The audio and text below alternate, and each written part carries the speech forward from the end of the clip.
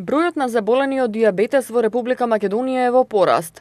Од 120.000 пациенти со дијабетес, 40.000 примаат инсулинска терапија. Според податоците, во 2015 година преваленцата на дијабетесот изнесувала 5%, а во 2017 година 6%.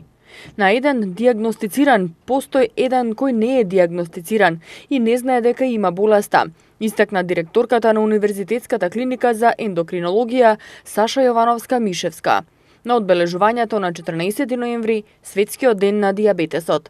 Стратешка определба е да се помогне што порано да може да се детектира дијабетесот, за навреме да се почне со соодветна и навремена терапија, а со тоа и да се намалат компликациите кои болеста ги носи. 75% од здравствените фондови се трошат за компликациите од дијабетесот и очекуваат дека со промовирање здрав начин исхрана, со намалување на факторите за ризик кои доведуваат до развој на дијабетесот, ќе се успее да се намалат компликациите.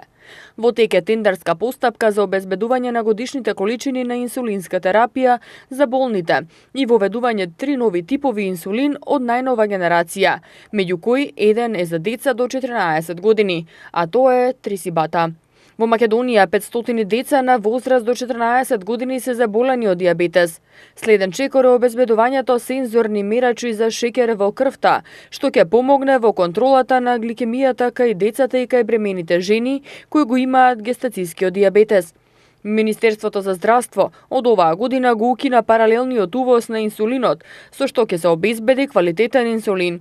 Од јануари ќе почне испораката на новите глукометри, апарати за мерење шеќер во крвта и новите ленти за нив.